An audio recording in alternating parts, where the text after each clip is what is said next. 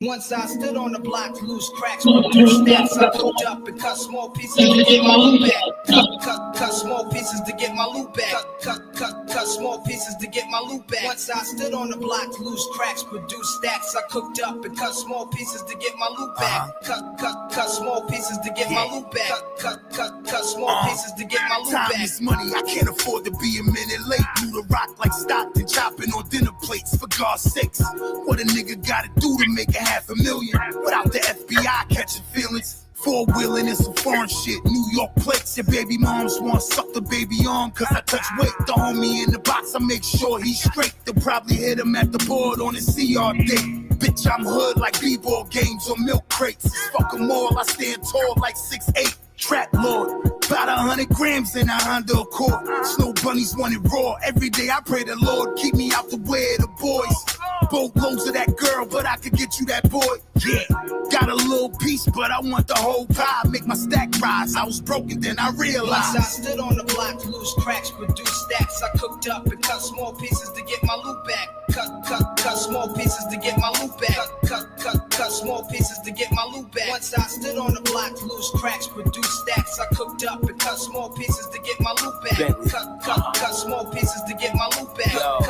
Cut small pieces to get my loot back. I've got an agenda to carry out. Sit it in a blender, watch it expand to another. It ain't look like before. 0.04, but it look like it's more. Wax paper and rubber bands, that's the hood life, the core. Larry Love, turning good wives to whores, compromising with drugs, turning good lives to war. Now I would never advise you get hooked, but if you do, look no further than I give good price to all. On a hood rise for sure. I just let them know that I've got it. It's up to them though if they decide to call. Some say I'm their demise, but this is how I eat. So know that I can tell them no, but know that I won't tell them twice. Some choose to play the game, but not all choose to play it wise. Some are selling their souls for a tooth decaying prize. Grim Reaper persona that'll do away with pride. In time, you need a lot of them that move like they die. Once I stood on the block, loose cracks, produce stacks. I cooked up and cut small pieces to get my loot back. Cut small pieces to get my loot back. Cut small pieces to get my loot back. Once I stood on the block, loose cracks, produce stacks. I cooked up and cut small pieces to get my loot back. Cut small pieces to get my loot back. Cut small pieces to get my loot back. Once I stood on the block, loose cracks, produce stacks. I cooked up and cut small pieces to get my loot back. Cut small pieces to get my loot back. Cut small pieces to get my loot back. Once I stood on the block, loose cracks, produce stacks. I cooked up and cut small pieces to get my loot back. Cut small pieces to get my loot back. Cut small pieces to get my loot back. Once I stood on the block, loose cracks, produce stacks. I cooked up and cut small pieces to get my loot back. Cut small pieces to get my loot back. Cut small pieces to get my loot back. Once I stood on the block, loose cracks, produce stacks. I cooked up and cut small pieces to get my loot back. Cut small pieces to get my loot back. Cut small pieces to get my loot back. What's up, y'all, man? Welcome in Smoke Session.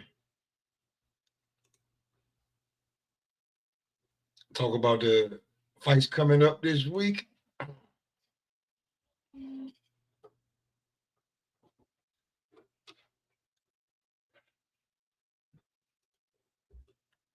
So,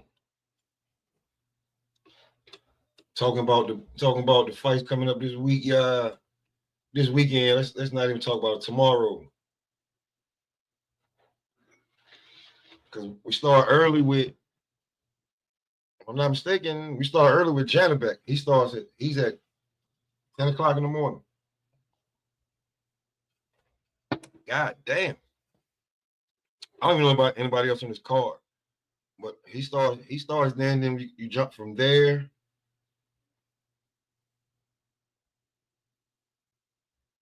Yeah, ain't nobody gonna watch that. From there, Philip Herkovich fights at 1:30. Richard Torres fight card starts at 5:30. The Pro Box card starts at 5 o'clock. And Tim Zhu and Joey Spencer rounded out at 10 p.m. So it's a lot. The top rank card with Richard Torres on it. I'm really looking forward to that, right? There's one of the guys one of my favorite fighters, my like young guys that I like, Jahad Tucker. He's finally I ain't making it seem like he been ducking, but they finally got him back on the schedule.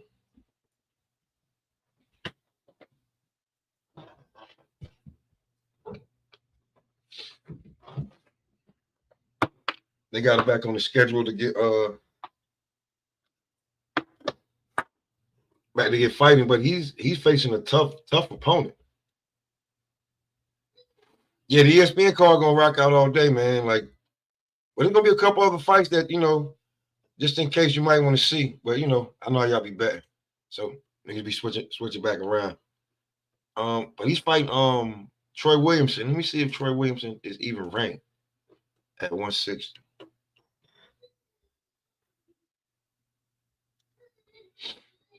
Let me see, is he even ranked at 160?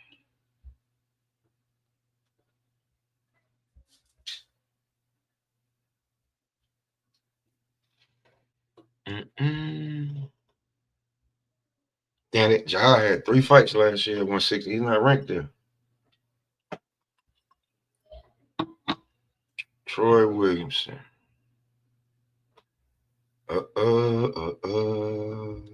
See, Troy Isley. Let's see. We can just type his name in. Box Rec.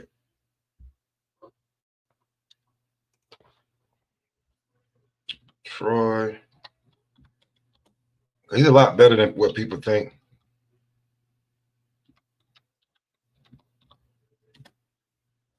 Probably one of the toughest. Yeah, Troy Williamson, Box Pro.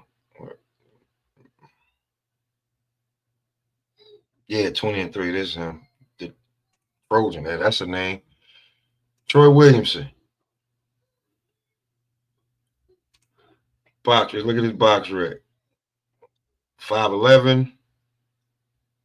Fights at weight.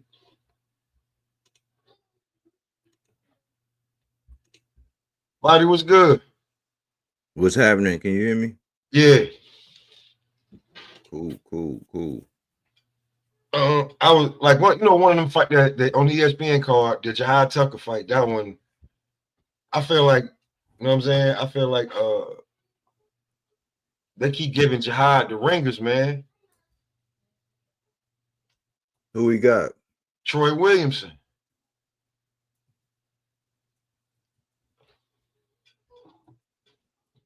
Looking at his box rec, he's 20-3. Yeah, 20-3 with 1 draw with 14 KOs. And I think he's won a European title or something. Well, it seemed like it's they want him to show something. Yeah, I give you that one. But where they got him at on the card too, I was like, well, damn. Cause I watched the weigh-ins today, like where they got him at. I'm like, well, damn. Do y'all even like the dude?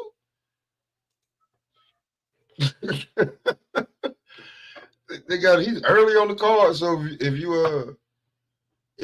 you miss it, you know what I'm saying? He may fight around 6 o'clock, 6:15. That's what they got him at. They got him early on the on the card. He wasn't even at the final press conference yesterday. He wasn't even there. I recognize Abdullah Mason and the heavyweights, but I ain't recognize nobody else.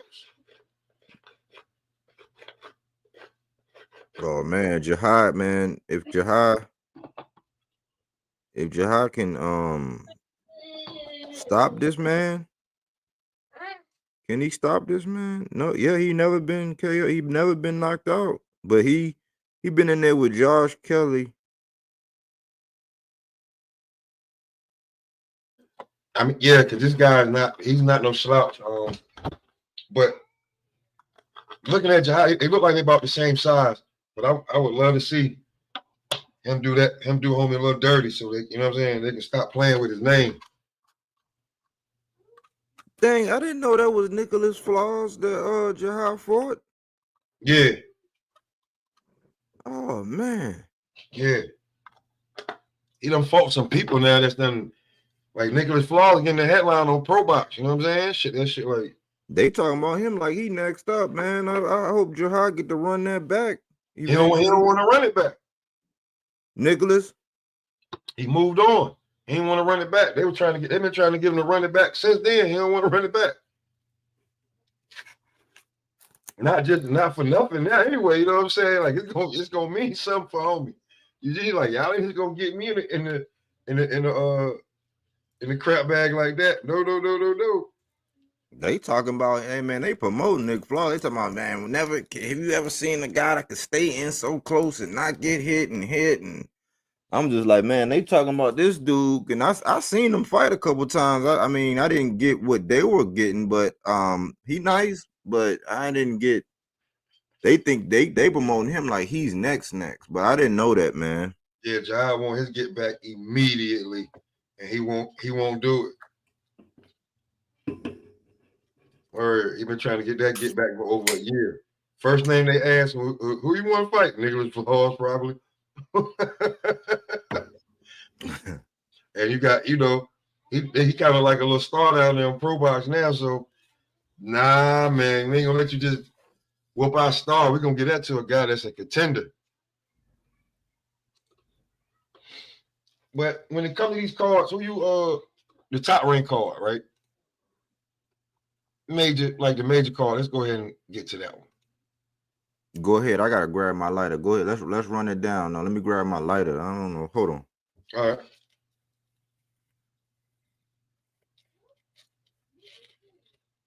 Let's see. Good. Homie is fighting a bum. He fighting I ain't gonna call him a bum, but this dude should not be in the ring with him that he's about to fight.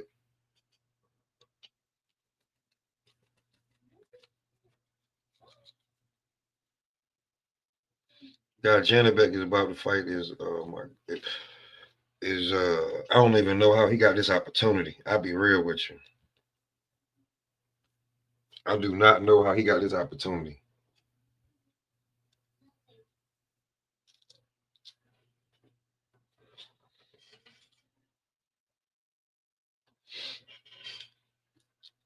He's got box record is trash. I have no idea how he's getting a fucking unification title fight.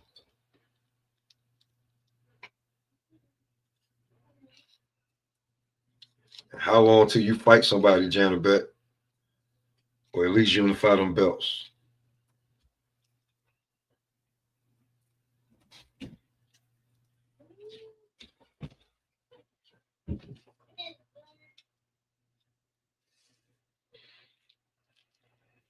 Yeah, I got my lighter now. Yeah, so 10 a.m. in the morning tomorrow, Janibek card. I don't know if it starts or that's when he fights. How do you feel about this unification bout that he's about to? This guy that he fighting. We ran down his I don't know what he doing in the ring with Janibek.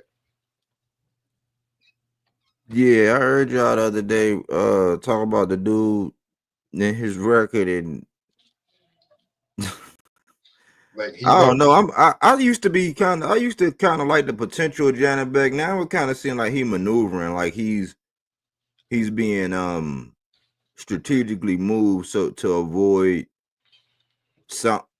getting smacked before he get a big one, man. No more Buddy McGirt. He ain't had Buddy in like the last 3-4 fights. Like probably like a year and a half. He ain't been with Buddy.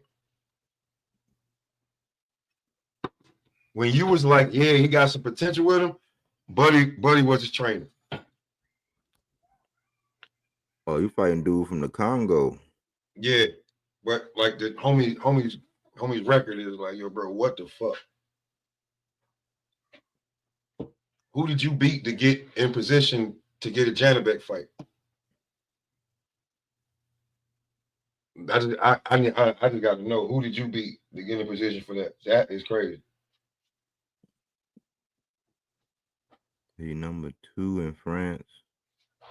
But you know how that go with the rankings. You could pay for that. You can get maneuvered up in that. he definitely got maneuvered up into that fight because what is he ranked at 160 at all? He 14-9. He 14-0 with 9 KOs. And I never heard of him. I can't even. he's ranked number 7 in the IBF and number 13 yeah, he maneuvering like a motherfucker.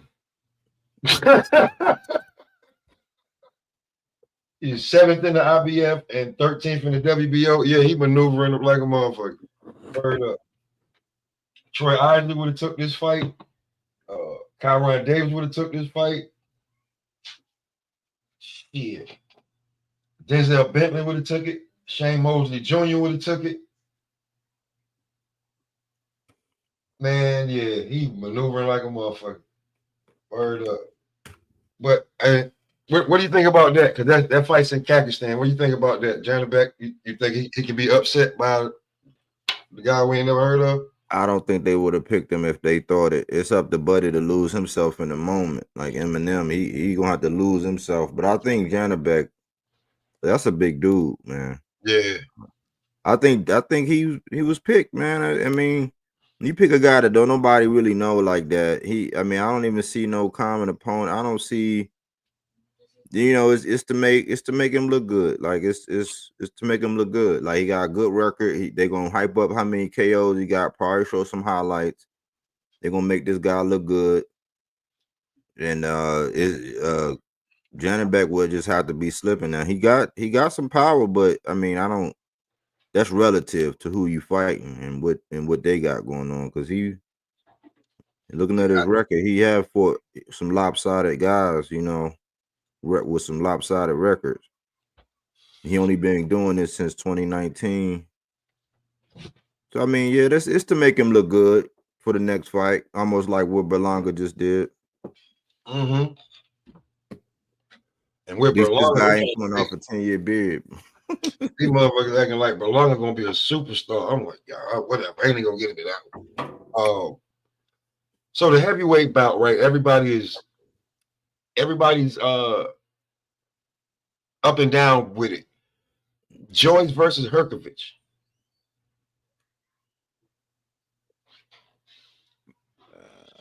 I feel like even if Joe Joyce win this fight, they still gonna bury him. He's not gonna be no damn contender. They're not gonna give him that. They're not gonna give him that.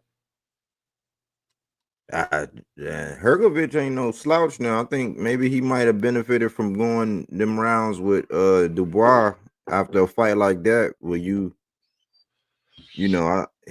this is it's kind of a toss up. I think they trying to see if Joe Joyce still got anything. They probably are. This is a do or die fight for him, probably. But I can't say that because them guys keep getting a shot. Like them guys overseas, they way more forgiving than us. They'll keep getting them guys fights, and you know what I'm saying? Here go another check, bro. Like, do what you gotta do. Like, you think about your sword and them guys, they don't never hang them guys all the way up like that. But they want to see what Joyce got, I think. Well, Herkovich is ranked from WBC, WBA, and IBF, so it means something to him. Yeah. Joe Joyce isn't in any other sanctioned body. So that's like when I say this is like a do or die for him, but like, like you said, they still get fights, but this might be a do or die for him. And Philip Herkovich, like this could be a trading places or bruh, it's time for you to go down to the gatekeeping window. As I see it when it comes to Joe Joyce and Philip Herkovich. Ain't really nothing else. I mean, I ain't gonna say that. I'm gonna watch some of that card because none of them guys like each other, so it's gonna be a bunch of animosity. I seen the press conference. None of the fighters, all the fighters got beef. That's the same one that's early. It's at 1:30. Yeah, the card starts at 1:30. Oh wow. So yeah, Friday, Janabek's at 10 a.m. Joe Joyce and Herkovich, they card start at 1:30. And then you got Richard Torres card starts at 5:30. So also on that card that I've recognized that I really want to see is Abdullah Mason. Is even though he's fighting a replacement, I think he's supposed to be fighting Giovanni Cabrera, but he got injured. So he's fighting Carlos Ornelas. What do you think about this for Abdullah? Because then I got a second question to that. Because you did, I know you seen Andy Cruz call Abdullah out. Nah, he's saying that's April Fool's. Oh, okay, I hope so. But he said he was with the smoke. It showed his mindset, man. I'm so impressed with Abdullah, man. I seen the interview with Abdullah, and that dude is smart, man. He not just his ring IQ. It's not just ring IQ. That dude is intelligent, man. And they keep trying to make him be messy. It's like, stop doing that with him, man. He not on that, man. You don't gotta do that with this guy. But this new, I seen an interview with him and Akim Barak, and they kept tugging, but he was tight. He stayed solid. This guy that he facing, he got knocked out 3 times. But you can't really blame him. It's a replacement. Cabrera was gonna be. It's unfortunate Cabrera. I guess Cabrera ain't want to be. What did they say why Cabrera pulled out? Eye injury. Yeah, he ain't want to get put on that Summer Jam screen. He ain't want to get put on the Summer Jam screen. You know what I'm saying? Yeah, because Abdullah, the appetite for smoke was growing, and I was looking at him at the press conference, bro. He's not gonna be there. He's not gonna be 135 pounder too much longer. He got the frame of a welterweight right now. He just got a baby face. I was looking at him, and I'm like, yeah, this boy gonna be 2 more. Like he turned like 2 more years, he'll be a welterweight easy, and he's gonna be a problem. Yeah, he a problem anyway. He 5'9", man. That man probably gonna wind up being. He might wind up being 5'11", 6 foot. Maybe it ain't no telling if he pull a Jahai. Next thing you know, yeah. Grew in height and weight, and 135, 140 is not an option. But yeah, he highlight real, man. He just that dude. He on his way, man. I like everything about him. I hope. And I think with the kind of father he got, it ain't gonna change, man. He got a little motto, appetite for smoke. He doing everything right, man. And they can't get him to jump out there and say nothing. But he is clear in his message. I want them all. I got a good shot against them all. He's the future, man. He's the future. In my book, in my opinion, man. Without saying a lot, you're absolutely right. Without saying a lot, he is the future. Without doing all that crazy. That's why I say if you show up and show in the ring, then you can build your brand and then you marketable. Like you can resonate in every household. They be like, man, you hear that young man? He speak, yeah, he talk. And then you see how savage he is in the ring, but he got hard because he got dropped. He got back up. Stop, buddy. You know what I'm saying? Like, and he don't shy away from it. He don't give political answers. It's like, just stay like that, Abdullah. If you hear this, stay just like that, bro. Yeah, stay how you is. You ain't gotta change for nobody.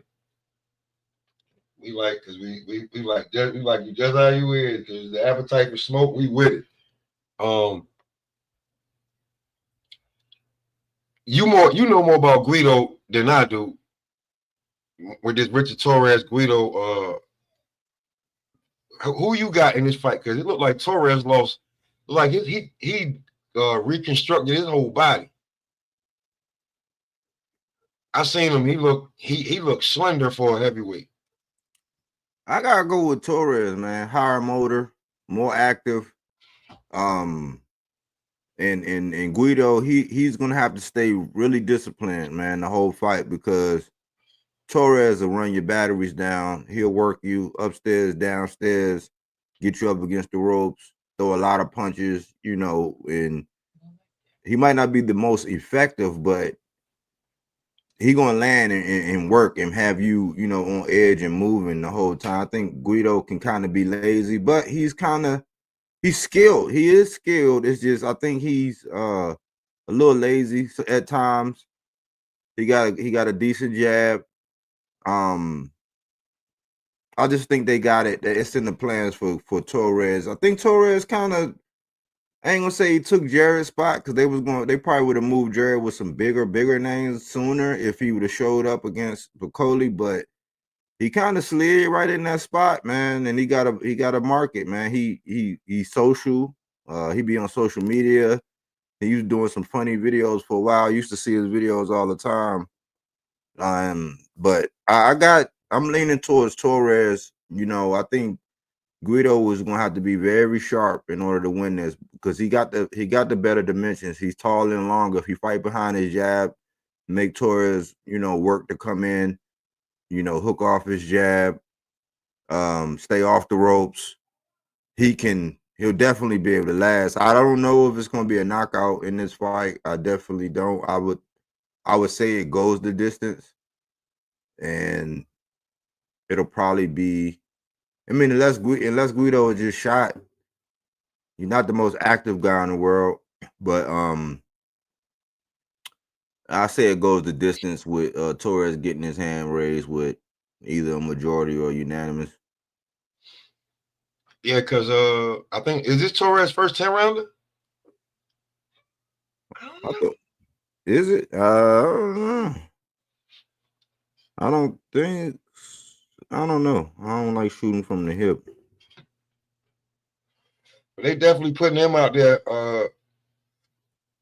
because I ain't seen FA or Jabba. Is FA and Bacoli still fighting, or is that off the table? Last time I checked, they were.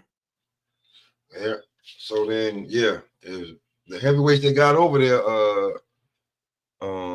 Frank Sanchez? I ain't seen him since he lost. I think he had a knee injury or something. Yeah. So I ain't seen him. I ain't seen FA in a while. Jared. Yeah, this is first 10 rounder. Yeah, see, so Richard Torres, they're gonna bet they're gonna put the house behind Torres. He got 5 8-rounders and 7 6-rounders before that. So this is his first 10 rounder. They're gonna bet the house on Torres. He's what is he? A silver Olympian, bronze Olympian? Yeah, I know he went to the Olympics. I don't know what he won, but I know he's an Olympian. So it just ain't gonna be like he just, and especially after what you call.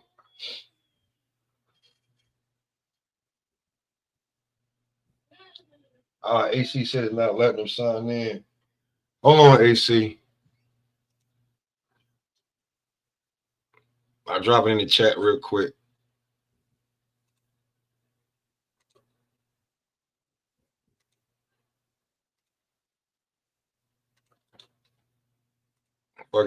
So when it comes to heavyweights, how do you feel about them, like the move them pushing Torres, especially from top rank? Like he seemed to be like they number one when it comes to heavyweights right about now, especially after the Jared Anderson debacle. I kind of hate to say this, man, but like it's not much you can do off the diet, man. It's like you're not really gonna know until you really, I mean, I'm not even taking a shot. I'm just saying it's just this your first 10 and it's with Guido. It's like, I mean, when you look at, okay, you tell me, when you look at let's just say Bacoli with a proper camp coming in, Michael Hunter with a proper camp coming in, Fabio Worley, he might be a good, because I used to think Jared and Fabio was on a crash course, but the plans got messed up by Bacoli. But you think about Dubois, you think about Joseph Parker. Like, I don't see right now, I don't know if Torres can hang with them guys. I wouldn't put him like right in there because he's still developing. He got to step up. He pretty much got to clean some clocks or something, man. They got to, this depends on where they see him going. I think it's more of his fan base and the energy he bring and the fact that he's consistent. He show up, he keep his nose clean, lifestyle of a boxer. He's got a personality. He's marketable. So I think they running with him now, but that's really because Jared kind of dropped the ball, That's a definite. Marky. What's up, Pop? Ain't So, shit buddy. with you, man. Yeah, Hey, we talking about these. It's a bunch of fights this weekend, man. Which one you want to see? Well, the one I'm obviously focused on, I think y'all were just talking about it a little bit. Richard Torres, Guido Vianella. Yeah. Big step up for Torres. He's one of my favorite young fighters in the sport. I watch him a lot. I think that he's very underestimated and undervalued in terms of his skills. A lot of people think he's just a come forward puncher. I think in this fight against Guido, we're gonna learn what level he's really on. I don't know, but I think he's gonna be one of them guys that we talk about when we talk about the heavyweight picture in the next couple of years.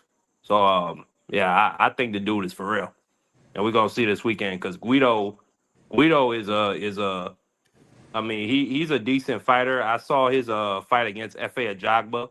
He almost had Ajagba to fuck up out of there. So that tells you something because Ajagba himself is a pretty decent fighter. So this is a good step up for Richard to have, and like I said, we're gonna learn a lot about him because Guido is a decent fighter. Yeah, I can agree to that. My only issue, my thing with Torres is he's like one of those mid '80s to early '90s type of look Wait. type of fighters. You Okay. feel what I'm saying? He's got like the curly hair and the mustache. When he lets that grow out, he kind of gives you those Tapia, Vinny Panzi type of vibes. Those type of guys. There's a certain recklessness to him that could make him very dangerous. You feel what I'm saying? He said he wants to stop that. He said he wants to show everybody that he can really box. And I He mean, can. choosing a guy like Guido at this level is saying, all right, now I'm ready to show people that I can actually box. If he can pull it off, then hey, listen, he's putting himself in a contender category. But if Vito could pull it off, Vito could be putting himself, in line for a big fight that lines him up for a title fight. I think Torres still may have to go 2 or 3 more fights before he gets there. But if he beats Guido, then he's there. But if Guido wins within one maybe 2 fights, I think Guido can set himself up for a title contention. You feel what I I'm think saying? for Torres, this is more of a we gonna let Jared Anderson fade to the black, and we gonna put you in the forefront. That's what it looked like to me. Yeah, if he could pull it Yeah, off. I But if he think. can't, Yeah, if he beat Guido, I think they might put him in with Jared either this next fight or the fight after that, and just get Jared cleaned up and out of here because he looked like a lost investment. Just being honest, based on The the last fight, Jogba fight, and then this last fight we just seen him in, he just looked completely disinterested. yeah, he And did. that dude, you could tell was holding back. Like even at the end of anytime that dude let his hands go, Jared was in trouble. And Jared even got hurt at the end of that fight. Like, I don't know. I think Top Rank, they about to be off of Jared in a second. You about to see him on PBC. uh, Probot. let me ask this question then. Word. I mean, if what's the name wins, do you think if Richard Torres wins, do you think they give Jared a last ditch effort in fighting Torres, or do they just keep him completely away because you beat a Guido and then you beat a Jared Anderson? You put some legitimacy to your name, and just to your name, not the skills, just your name. Because I honestly believe if Jared Anderson puts his shit together, he beats the shit out of Richard Torres. And no disrespect to Richard Torres, but I don't think he's just on that level of athleticism and boxing that Jared Anderson is on. Me neither, but He beat him in the amateurs a couple times though, AC. he got the heart that Jared don't. He got the heart, the drive, and the will. That's everything that we want Jared to have. So Uh-huh. But I'm just talking like, okay, you can you can beat me in the amateurs, but sometimes, not in every case, sometimes there are those cases where you beat me in the amateurs, but in the pros you wasn't shit to me. Yeah, that happens. You Well, you feel what I'm saying? And sometimes it's the reverse. You feel what I'm saying? Some guys could get past that amateur style of just trying to outpoint someone, and then they know how to finish. They know all the nuances. That's my thing with Torres. I'm not sure if he's there just yet.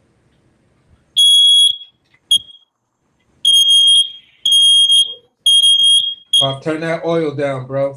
That's reefer smoke. you know. But at the end of the man, day, shut that shit off. that's where I'm like,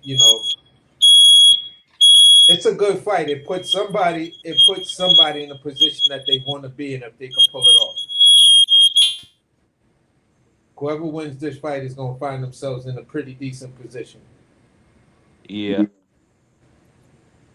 especially Guido. That last fight they were talking about, that was the last fight on his contract. I don't know his situation right now, but beating a Torres, a kid like that definitely put him in a better position, whether he's with Top Rank or not. Yeah.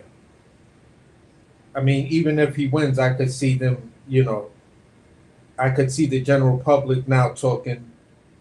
I want to see Guido versus um, uh, what's the Aussie guy? Toomey, something like that. Not how the fuck do you pronounce this dude's name? Moses. Yeah, Moses. Oh, Moses. it's Ituma. Yeah, and Toomey. Yeah, I could see people, certain people on the internet trying to clamor for that fight. Hey, you got to get through Torres first, and I see Torres blowing his goddamn head off. You think you want to stop him? Yes, sir. That's a bold statement there, bro. Not really. Guido been stopped before. So has uh, uh, Torres. But Torres and Torres got stopped by Jabalov, old cinder block hand Jabalov. That's different. He said it's different. well, when you talk about that, I don't like that's a good fight. So because I got it 50-50 between them. Yeah. And to round it out, man, Joey Spencer finally whatever, man. He fighting Tim Tszyu. This is like a lost cause fight between like whoever loses. I think their career is gonna be in the dumps. I'm just saying. Joey Spencer never was that was supposed to be, and Tim Tszyu never should have been that happened. So how y'all feel about that one? I don't give a flying fuck. You said Joey Spencer Yeah. versus Tim. Oh, I was thinking of Cambosis for some Nah, reason. I don't it's know why. same shit. Same Joey Spencer versus Tim Tszyu. I mean, yeah, it's like you say. I mean, whoever loses that fight, I mean, they should probably consider retiring. To be real, because well, what are your prospects for? What's Tim Tszyu's prospects after that? Like, people were only giving him a lot of shine, one because of his daddy's name. Then he had a couple decent fights. Now you just get your ass whooped by Fondora, then you get your ass kicked by Baccarat. Baktamir. Yeah, Yeah, Baccarat. I mean now you're losing to Joey Spencer, a dude coming from 147. I I mean, mean, you gotta nah, beat Joey Spencer. You definitely gotta beat you Joey got Spencer. to beat Joey Spencer. He gotta beat him. But I never saw. I seen Joey. I mean, good, clean guy. Christian dude. Wholesome image. Him and what's his name? That for the minute ago. He kind of got Who, he got robbed. Hernandez? Miguel Nah, Hernandez. the dude that came from PBC, Mil Nicky. They used to pair them. Oh, okay. They used to pair them because I think they were trying to cater to that market. But I always looked at Joey. I'm like, good work rate, decent fundamentals, but it was nothing that ever jumped off the page with me for him. people trying to hype him now because he's going up against Zoo, and I think that Zoo should be able to, because Jesus Ramos put hands and feet on that man, Spencer, man. Spencer, right? Yeah, man. He So wasn't ready for him. He wasn't ready for him. he was not ready. I was like, man, what are they trying to do? Like, Jesus Ramos way bigger than that dude. I mean, he never really had nothing to jump off the page for me. So Tim Zoo should get him out of there. If he can't, well, not get him out of there. He should beat him handedly, and we'll see if Tim Zoo got PTSD. If he starts pawing at his head, but I don't know. I don't even know if Spencer got enough power to keep Zoo honest for real. So it should be a get back fight for Tim Zoo so he can get to Keith Thurman. That's really what this is for, in my opinion. Get to that Keith Thurman fight. What weight are they fighting at? 54. 54. Okay, so he's been kind of jumping between 54 and 60. This Joey Spencer, that's what I'm talking about. Because his last two fights was damn near. One was at 160, basically, and the other one was at 160. They both weighed in at one. They couldn't find nothing for him, bro. Like that's what Body is saying. Like nothing jumped off. They had boots for Joey Spencer. That man, Boots was gonna kill that damn. I'm sorry, Boots was gonna kill that clean cut American white boy. Yeah, but I'm gonna say it like this. I just recently saw this last, when they put the two fighters in the little seat with the spotlight and shit, looking like they interrogating each other and shit like that. Mm-hmm. Tim Zoo's energy just seemed, and I'm just talking energy wise, like he just was more, his tone and his energy was more of questioning himself instead of being certain. I think he do got question marks. So that's my biggest concern with Tim Zoo is like, a guy that maybe wants to change his image and you're going through a questioning part. Could we see the upset? Unless he really got PTSD from that cut, I don't see it. I don't see no upset in this one. I think that this is a confidence builder, and it's also something that they giving Spencer another check, man, because they did him wrong by matching him up with Jesus Ramos at that time, man. I think it's another check for him and a confidence booster for Zoo, so both people win. But Tim Zoo himself said it's sink or swim for him. Yeah, he said it's sink or swim for me. Like he's like, I got a show, and he is a little more humble because that Zoo, because I tried to tackle this shit when they was trying to paint this picture like Mel was ducking that man when Mel had that Canelo bag. I was like, man, y'all getting a little hot. Zoo is my man. I like his energy. I like that throwback fighter mentality he got. I'm like, but y'all heavy. I was like, the man got dropped by Gaucher, man. Like, he got dropped by Gaucher, and I was thinking that the hype was just getting him. So now I think he's humble. Now he's like, he kept talking about, I know I can't make that mistake. You know what I'm saying? Yeah. With that hook, he looking for the left hook. Yeah. So it's a confidence booster. And if he don't got it, or if he still got PTSD, maybe Spencer can outwork him, but I don't see him being able to drop or stop Tim Zoo. No, I wouldn't never go that far. But I'm just saying, as far as like, just being able to outwork him and stuff like that, yeah, I could see a path to that. But here's another one of those fights where I'm gonna say I'm expecting this guy to win, but I'm not gonna shy away from just saying, yeah, he could be upset that night. If there's any lag or doubt, you feel what I'm saying, against a guy who's trying, two guys who are trying to turn themselves around. The one guy with doubt is usually the one that loses. So that's kind of where I'm gonna stay at. I think I would love to see Tim Zoo come back and win. You feel what I'm saying? Because I'm gonna keep it a beam with y'all. I want to see him versus versus Jamel. I still want to see that fight. Tim Zoo? Yeah, I still want to I see want Tim to see Tszyu him. versus I want Jamel. to see him against one time. I think that with one time inactivity and the build up, and I think Mel gonna knock that nigga out, man. I ain't gonna lie. Like Mel get that tune up, Mel's putting him to sleep, bro. He gonna have Bro, PTSD like in the second round. then give me both. Hey, yo, listen. Then give me both of them shits on Mel's comeback. Give me all three. Give me all three on Mel's comeback. I think that would be a beautiful thing. I'd support every last one of those fights if Mel was coming back like that, just to see him, fuck up a lot of the talking points of what's going on at 54. You feel what I'm saying? And re-solidify, like, yeah, y'all talking about other dudes, but remember, there's niggas still out here doing it from the mud, taking losses in the way we taking a loss in our quest and taking a draw, and then coming back and showing you, yeah, this is how it's done. Like Rakim said, this is how it should be done. You feel what I'm saying?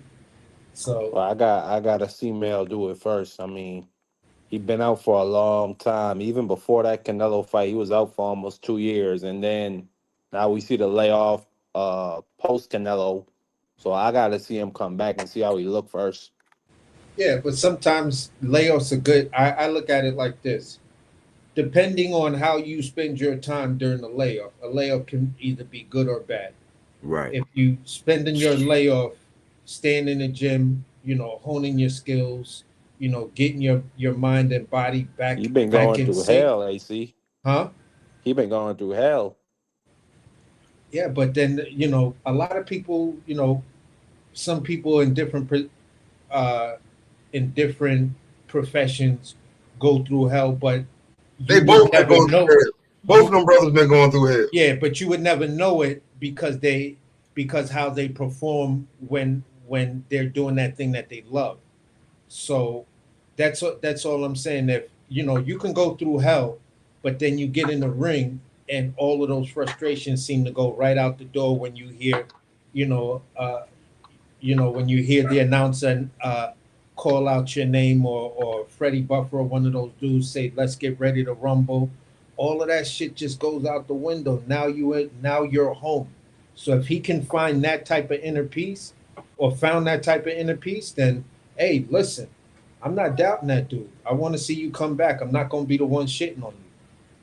I think with Mel, we know Maul been sipping a little. I don't like talking about it, but we know Maul had, but I don't. It just depends on whether or not Mel really been drinking like that. Because Mel was one of them guys that he pretty much he wasn't ballooning up and doing all that stuff. He was pretty much 154, kept his weight right there to where he could make weight. And he was in shape, and he, I don't know why inactivity is just. It's okay for certain fighters to stay out for a whole year and nobody question what's going on. We know he had some personal issues with Mel. We know family and stuff like that, but like That's true. That's true. Mel was a consummate professional, and he locked down 54. I don't know where people just count him out. Like, oh man, he got so much to prove. It's like what he was undisputed at that weight class. Like he need That to was get back four and knock years off ago, some though, ring body. rust. He need to knock off some ring rust and get back to it. You know what I'm saying? Like that's Pretty much just that, that's it. This nigga, you get back to it. It's either that or you go back to being a model for Balenciaga. It's either or. You either in the ring or the runway. Take your pick, my nigga. I That's how I think he look should at be it. on the runway. Fuck that ring shit. You say get that easy money. Yeah. That shit fucked up. That lady probably took half the Canelo check. Probably more. Who? His wife. Who tomorrow? Oh, Jamal wasn't married. Nah, that nigga was married. No, Jamal was married. Jamal wasn't married yet. That was his Well, fiance. He ain't married. That was shit, I was reading. Well, maybe I was reading the wrong brother. I'm not even gonna get into it if that's the case because I don't know. Yeah, Maul was married. Mel wasn't married. Mel's fiance beat up Maul's ex-wife. Yeah, I remember. The two of them took an L that day. That shit was crazy. So when it come to that, like, you know what I'm saying? I just want them boys to get, like, one of them niggas get back in the ring and fight. Let me see something. Especially when it come to, like, to the Charlo. Like, I want to see, because y'all one of them guys that y'all either got sink or swim too now. It's y'all only got 30s now. What's up? Nah, Papa say he was married. She divorced him. Oh, Mel? His wife, she divorced him? Yeah. As soon as they got married? It say December 2023, so that was after the Canelo. Wait, was that? No, what didn't the Canelo fight happen in 24? No, it happened in 23. Damn. No, did it? Wait. I think 24. Yeah, 24, because Bug fought in 23. So she divorced him. She ran off with the bag. I don't even, that's a whole nother damn lie. Damn. Be careful who you damn bring into your household, baby. Yeah, AC. Yes. And Marky. Joe Joyce, Philip Herkovich. Me and AC talked about this for I think like a week ago. How you feel about this fight? I think it's a good fight. I think it should be it's two entertaining styles. Both guys like to come forward. I don't think either guy is going to be trying to move or slip or do too much, boxing. So I like the fight. If Hergovich is what he's supposed to be, he's supposed to win this fight. Joe Joyce is 40 years old. He's slower than molasses. He's always been slower than molasses. He just got beat by Derek Chisora. So if Hergovich can't win this fight, his days as a serious contender at the top of the division may be over.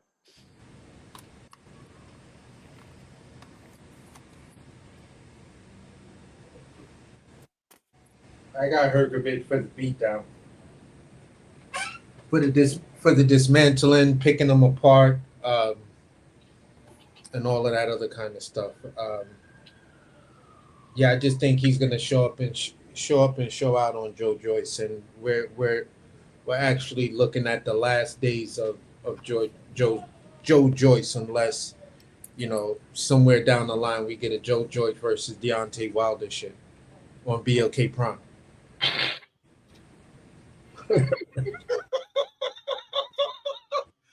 That BLK Prime shit, man. Till they damn fix that shit, niggas just gonna be giving them hell. It's what it is. Damn, bro. I feel like Joe Joyce just, yeah. I mean, he needs a big knockout to be like, yeah, I'm still here. But other than that, this is your walking papers. This is your severance pay. It's your 2 weeks notice. We're letting you know we're gonna fire you in 2 weeks. So you got two choices here. You could just leave today and don't get no money, or you could stay around for the 2 weeks and get a little money. it's your last hurrah on this one, baby. You had a nice long career. You know what I'm saying? Better than a lot of people. But hey, I think they setting him up for the kid with the Philip Hergovich shit. Just his name alone going on Philip Hergovich's resume gonna look good for whoever he fight next. That's how I feel about this shit. I'm gonna say he's just coming off an impressive win over Joe Joyce, the juggernaut. You know how they gonna talk that up. So on the other top ranked card, the Torres card, AC Jihad is fighting Troy Williamson.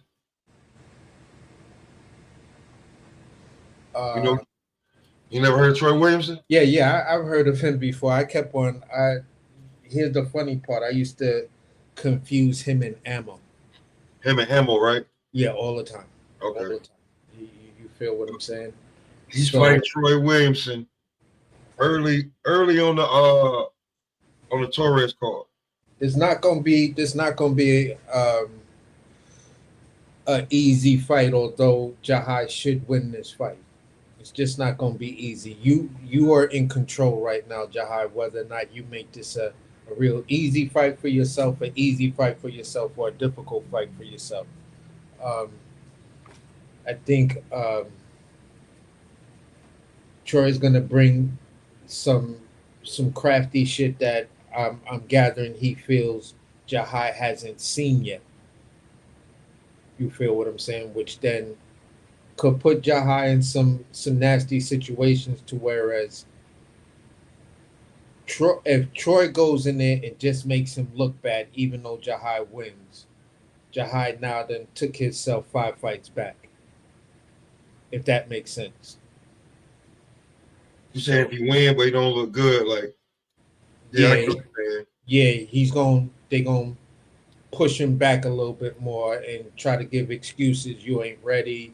Maybe you might want to be thinking of another weight class or whatever. You feel what I'm saying? Um, but I those think if people, they do that, AC, I think if they do that when his contract come up, he'll leave because they've done it to him already. yeah, exactly. So that's basically what it is. If you don't look good in this fight, you get in your walking papers one way or the other. It's gonna be up to you. So this is kind of what I mean by um, or alluding to by saying, you know, he can make things the way he needs them to be. If he really don't wanna fuck with Top Rank and whatever, then go up there, get an impressive win. So whoever's looking at you in the future, you're in good standings with them. They're gonna remember your recency bias that, you put pause on this guy or you stopped this dude. And this is technically a step up fight for you. So, Look, you know. let me speak on Jahai, man. Um, I've been really high on Jahai, and I believe that Jahai is one of the most athletically gifted. His hand-eye coordination is insane. I think his punching power is deceptive. My thing is with Jahai is like in some of the guys that I be rocking with where they can't separate themselves to go to the next level.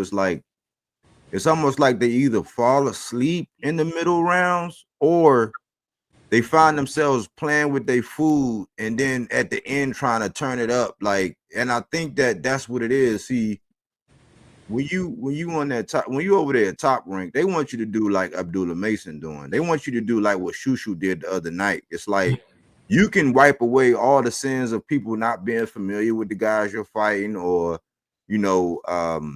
fighting an unknown guy if you close the show.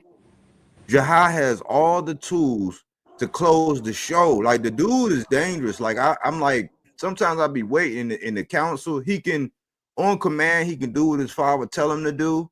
It's just I think he be playing with his food. Just like I want to fuck with you all fight. I want to just it's like because you don't get that much time to shine. I'm like, look, man, you're gonna get more time to shine if once you figure this dude out, you just close the show.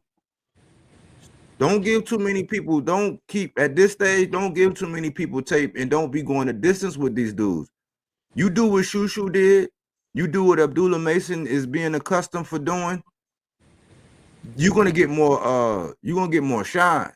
And I think that's the thing that they want him to do. I think they want him to show up, fuck these dudes up, and get right back on the next card with the other people that's part of the plan. You know what I'm saying? And they're gonna step you up. But like if you get in there and you have a long fight, you go the distance, they not gonna be checking. They checking to put them people to get the highlight reels and to be on Sports Center and shit like that.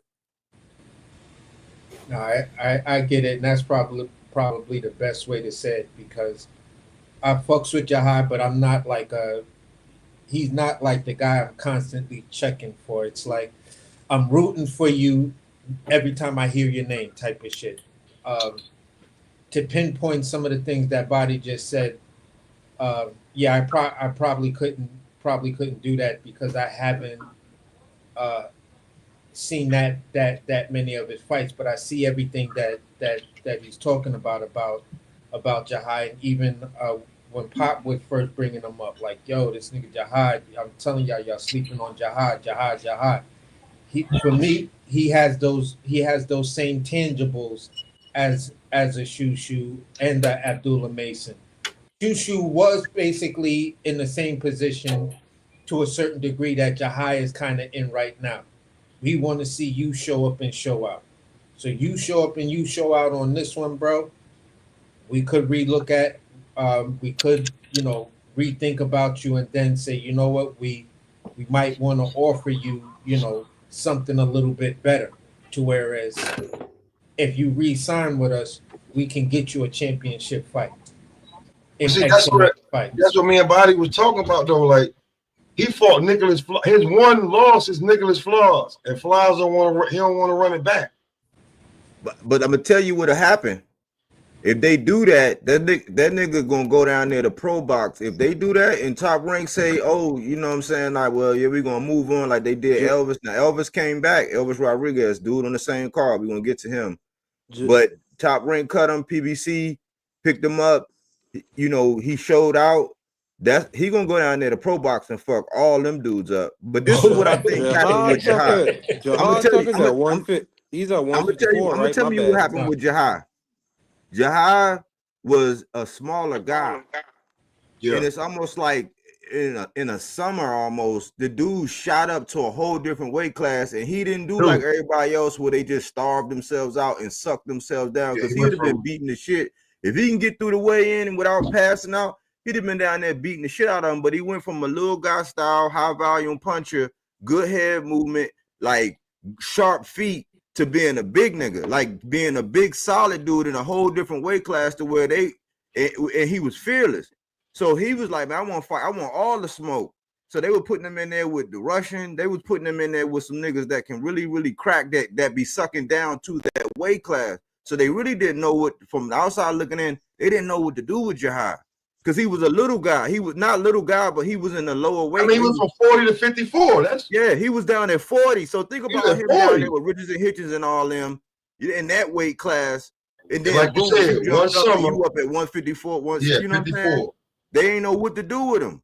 So now he's still maintaining because he only got one loss, and that's the Floss who they pumping so high. If he was getting the kind of attention that Floss was getting, everybody be talking about Jahai. But it's like now, it's like Jahai, he gotta understand that. Look, man, they got a lot of options out here, man, and they're name brand centric. You gotta become the name because everybody's in love with name brands. Like, oh man, he got a name, Everybody like, who is Jahai? He just looked like a tough out. So what he gotta do is he gotta do what I said, man. He gotta stop this dude. He gotta get in there and beat the shit out of the dude, like, and make it, and don't let it go to the cards. You know what I'm saying? Don't let it go to the cards. Make the referee intervene early or knock these niggas out now. Yeah. So they can be like, oh, who is this guy? And oh, he fought Nicholas Flaws? Because I didn't even realize that was the one loss he had. Yeah, he don't want to get back. He don't want to let him get his get back. Especially the way they promoting him. Like, fight who? Hell no. What you about to say though, Mark? No, I was just asking. Jahad's at 154, right? That's 160. He's at 160 now. He was calling out Xander. They gave him every ringer that they could throw at him, and so he was like, "All right." And then there was no Xander fight gonna happen. They had Xander on a trajectory. But I'm saying go to 160 at 154, right? Because I can't remember who he was. That's why I'm asking you. Yeah, he went to 160. He went to his fourth fight. Tomorrow will be at 160. Every fight last year was at 160, and nobody made weight. Everybody was above 160, 163, 162, 164. Yeah, I think if Jahad is the dude I'm thinking of, I don't know. He got to prove it to me because he lost. Then I seen him in another fight where he was getting clipped a bunch. So, yeah, draw. Yeah, but 160. I mean. It's getting back up. It's still not the weight class it used to be. So maybe he could get in somewhere where he fit in, but I don't know. That Jahai got to prove it to me after those two fights I seen. Well, so you ain't seen no fights last year? Because all three last year were stoppages. Well, that's why. But against who? everybody he fought was somebody they was like, Tim Bradley kept saying, if he don't win this fight, he get his pink slip. Man, Tim Bradley say a lot of shit. Tim Bradley's a couple. But when he start, he's like told to say something about or somebody gonna get their damn walking papers. According to Tim Bradley, Jihad supposed to been getting his walking papers the last year and a half. But hey, Marky, are you talking about the dude he just put up on the screen? Do you know who he talking about? Who? Jihad talking? Yeah, Jihad, right there.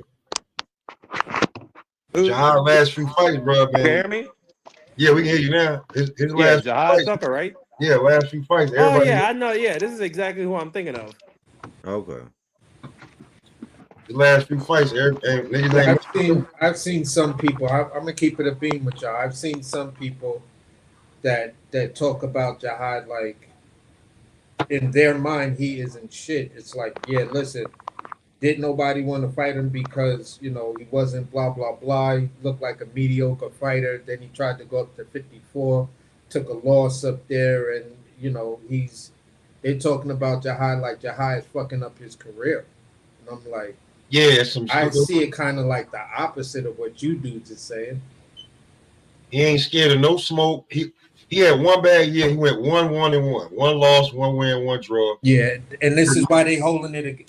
This is why the media and everybody out there is holding that shit against him. Like he shot their mama or some shit like that, and he got away with the crime. Or damn! I just said I don't think the dude is that. No, good. I'm not talking about. I'm talking about niggas other that been like, niggas be talk crazy about him. Yeah. And what's so crazy is, if you live in New York, this nigga is repping Deer Park. You niggas have no clue what he's repping.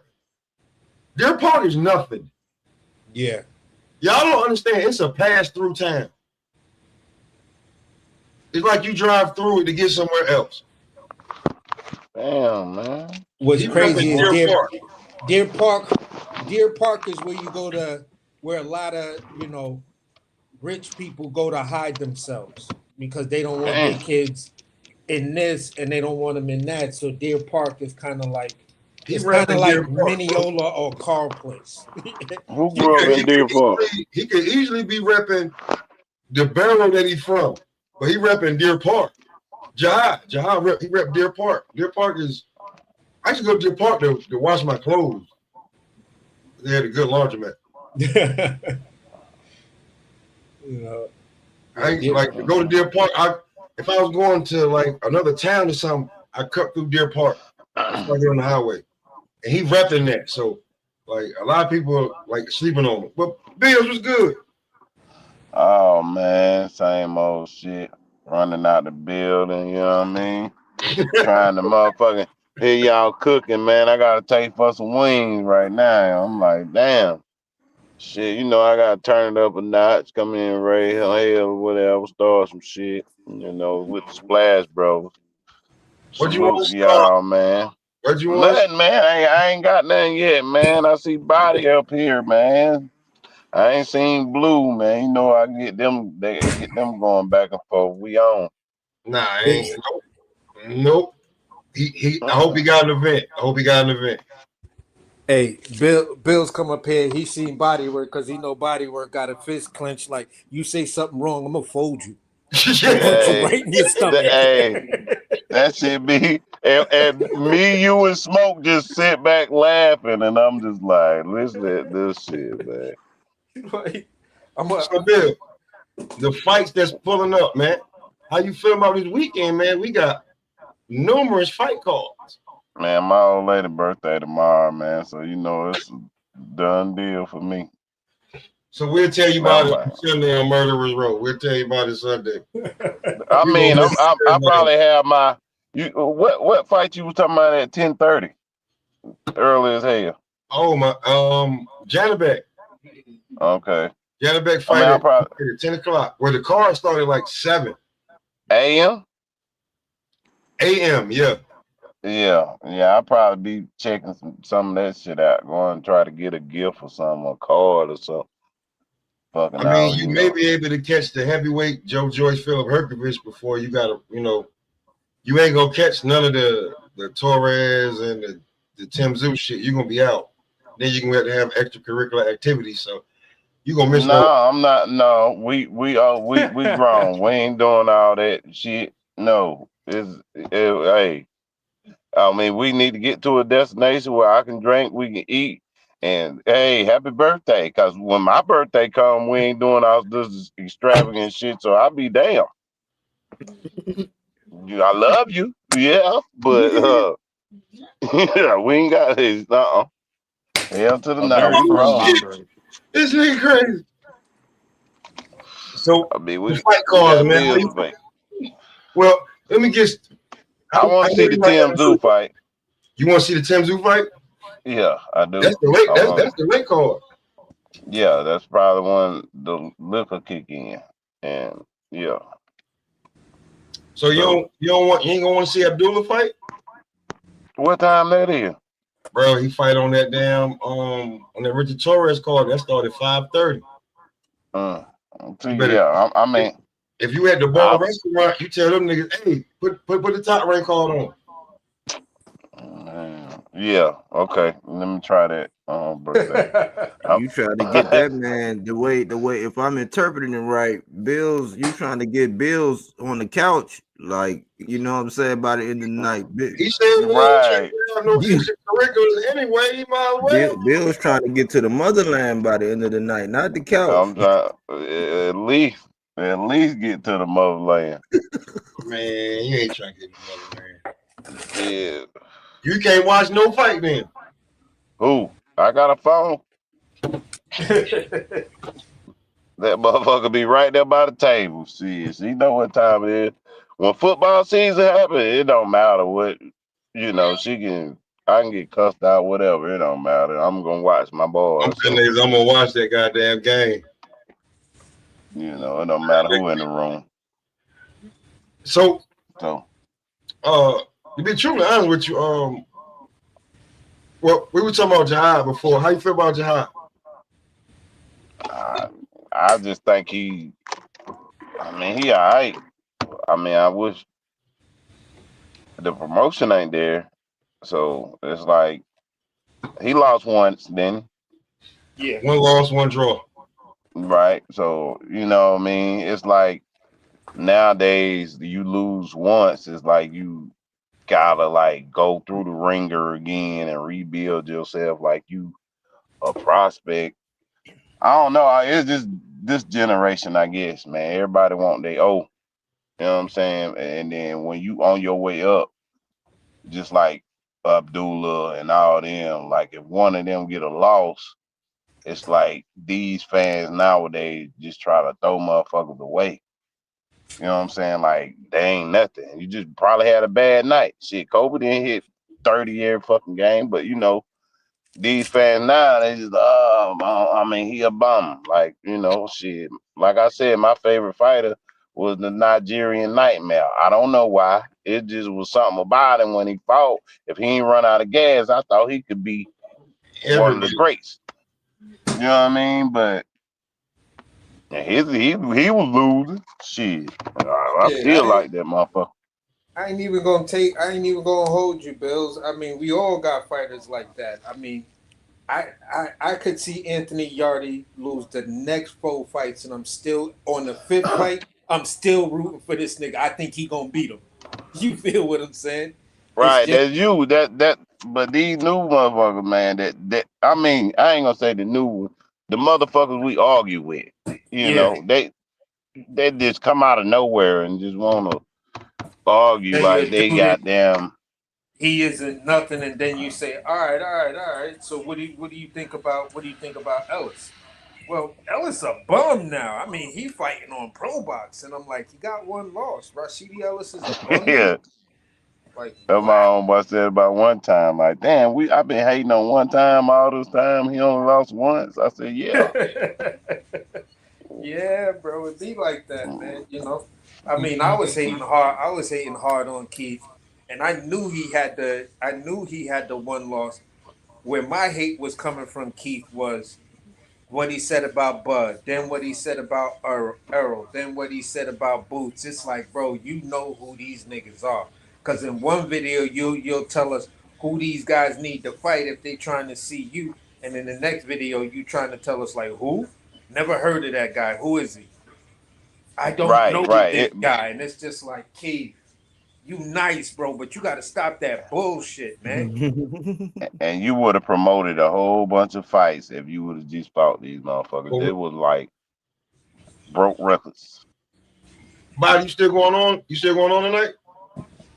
I'll probably do it another time. It's already 9:15, 16. It's all right. So we got 45 minutes to kick it. Bro, this fight is right around the corner too, man. It's right here.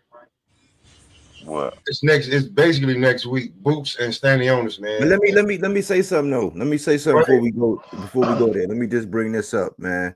Go ahead. It's a dude named on this undercard, and this is what I'll be saying. This is the positive about Top Rank. I'm gonna give a positive.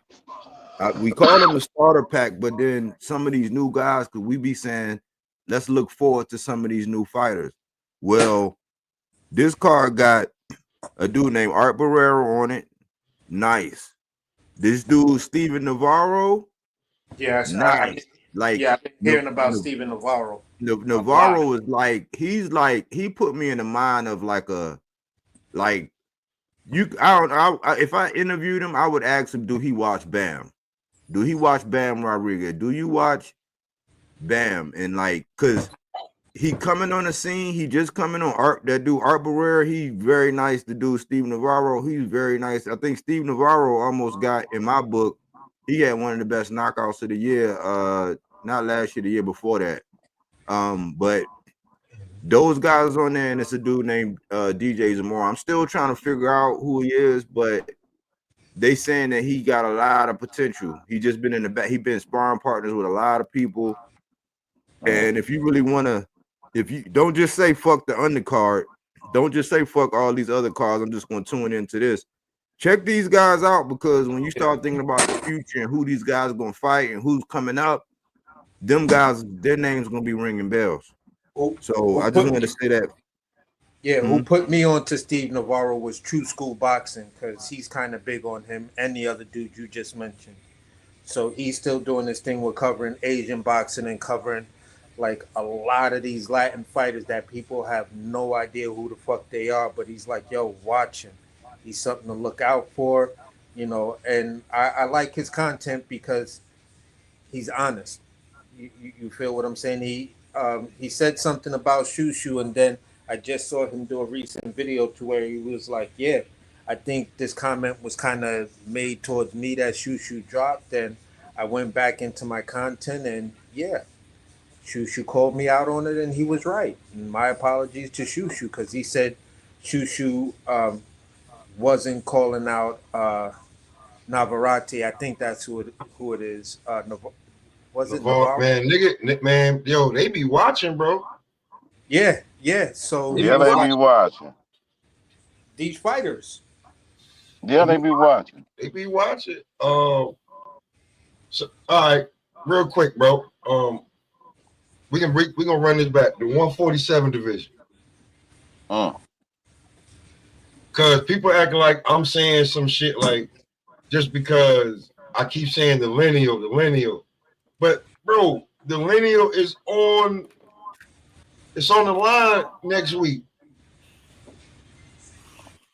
That would think Stanionis gonna beat this guy, man. I'm trying to figure out how they did that though, because Barrios is the most talented, most tenured with the. I guess his resume would qualify as being him having he got the most battle tested resume. He got the most battle tested resume. So I'm thinking, how did they put the ring up for that? Now I don't, because Boots, I'm not trying to start no shit, but I'm trying to figure out how they did the ring, how did they put that ring in there for them to. I think it's just the first unification, so they gonna do it. Okay, that's what I'm thinking. It's the first unification at 147. So then why not wait? Why not wait for the undisputed? Because then we'll you can go ahead and like put more on the table. Like, oh, okay. Yeah, but it's even not. lineal. It's a fight that it's a fight that everybody who got common sense in boxing is asking, okay, let me look at both of these guys. I'm looking at the picture that's on the screen right now. Let me look at both of these guys and say to myself, have both of these guys proven to me that they're absolutely the number one and number two guy in this division, that we can put up a lineal belt for these guys? Because when you look at it, when the lineal was between Errol and Bud, you They feel what I'm fighting for the saying? number one spot. They fighting for the Oh, but number that one don't make spot. neither one of them niggas lineal. But they Errol was fighting for the number number one one. spot right now. Errol was number one in that division before Bud. Not before Bud, but Keith Thurman was number one in that division. Yeah, And but then Errol AC, moves up. AC, Errol moves up into the number one spot. Bud was sitting at number two, but Bud was number one pound for AC. pound. We need a name now. So we gonna put this belt up. Yeah, We but need you a name saying, now. Bill, but that don't mean that shit gotta sit right with me. It ain't gonna sit Yeah, right with all right, nobody. cool. So then, other than them two in the division, statistically, who's number one? Who's number two? Because Barrios ain't fighting right now. He taking more time. We Top Rank didn't even have no faith in Brian Norman. So who's number one? Who's number two in that division right now? Right now, it's Other than them two.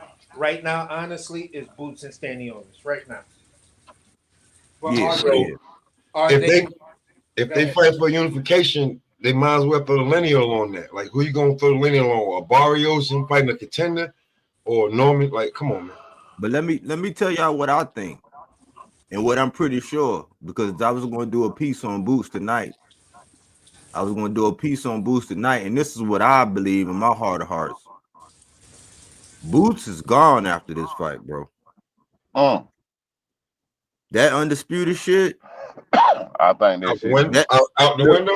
That shit is out the window, bro. That man putting on his shoes. He lacing them up. He lacing the boots up, bro. He marching on, because that's why I keep saying, listen, after this fight, I'll see, because I'm getting my 2 new straps. Once I have my victory, I'm getting my 2 new straps. I'm gonna be lineal. I'm gonna get because that's in his mind, and legitimately, it will solidify him to a certain degree. He unify, because everybody knock him for getting emailed the belt. It will solidify him, and Stan Giannis is perhaps the best competition that he has faced. Yeah. But he's gone after this. I think he's going to 54 after this, man. Mark my words. I think the dude is out. Win or lose. Now if he lose, I don't know. But if he lose, I don't know. But I If he know if he win, get he his got stats, that. he gone, bro. He got that stature. If he win, Yeah, Yeah. I Go could see up. it, because then he could use his name, recency bias, lineal, and go up there and just jump the line over a lot of motherfuckers and get the big fights. He'll have I mean, leverage. even though it's standing on, it's gonna be like Boots has arrived. You know what I'm saying? Even though all of them got the email and they open it at the same time, it's gonna be like Boot has arrived. Like but I we mean, here. Stanionis got a boogeyman little persona because he had to take He was steps talking aside money. like that. He took a lot of step aside money. When Earl had Yeah. and he took step aside money. Like, I mean, look, he ended up with the WBA. Hey, we gonna see. We gonna see, because the way he was talking, like, people make mistakes, and Yeah, I bro, do, that and shit you was do. hard as hell, Bill. I was like, this Man, I had to motherfucker go got back me and watch ready to that fight. shit.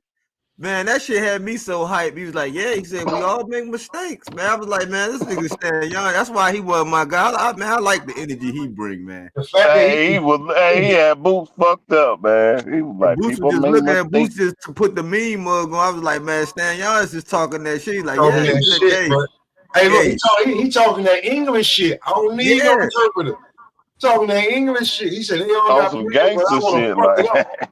He said they all Hey, got plans, but I want to fuck it up. hey, I was you like, know, oh, okay. the way he was talking, you know who remind me of? Y'all remember the Equalizer?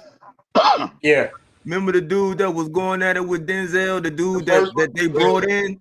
And how he Yeah. talked, that's how that shit was. Like, yeah, he's like, hey, listen, we all make mistakes, man. You know. Be careful. You know what I'm saying? Don't make And no Boots was like, mistakes yeah, on you fight too. night. You know what I'm saying? Like, man, that shit was hard, man. Don't make That's Yeah, no one it of the was like mistakes hardest on trailers fight I've night. seen in a long time, bro. I was hyped. I tell niggas, was, I'm saying he's tailor made for Boots, but if Boots don't do what he's supposed to do, it'd be a nightmare for Boots. yeah. Oh, yeah. I'm glad you said that. You know, I brought up what I was going to say the damn other day. You saying he tailor made for Boots? Is Boots tailor made for him? Yeah, See, Yeah. I mean, this might it's be an vice epic. versa. It's vice versa. Like if Stanley Owens don't do what he's supposed to do, it'd be a long night. If Boots don't do what he's supposed to do, it'd be a nightmare. Bro, way Yeah. he was talking, like, I ain't coming here to play with you, my dude. Like, you smiling and doing all this shit. Like, you really do not know. Like, this is my time right now. If you fuck around, make a mistake, do a motherfucking 360 spin move, windmill punch, whatever, you going night-night. Hey, look, I think Boots, man, if Boots, because he be saying they don't watch film, and I heard Bozy say, like, because they don't fight Boots like that. They don't. I'm like, if he do that where he don't look at the film and he don't do whatever, this could turn ugly, bro. And I'm gonna tell you Ugly. why. Because this is not Romain Villa, bro. Yes, he's a kung fu fighter because Boots, he love kung fu fighters, but he's not just a kung fu fighter. The dude is rough, rugged. He do body work. He do a lot of body work. Like, so all that running around, and if you think you gonna get in there and play with your food in them later rounds, you ain't gonna have the legs to move. You know I what I'm mean, saying? he He did might be bring right in in. front of you, but you gotta hit him and be concerned with what's coming back because he don't got that one punch knockout power. He got that. I'm just gonna wear you down. I'm just gonna punch you everywhere. I'm gonna dig to the body. You know what I'm saying? I'm gonna be right there. Like, it's gonna be a tough fight, bro. That Antoine Russell shit. I feel like Boots gonna have to do something, bro, because it's gonna be go time really quick. I'm not being. I mean, how do you feel about him bringing in David Avenesian as a training partner, as a sparring partner? Who Boots brought in Avenesian for Stanionis. Mm-hmm.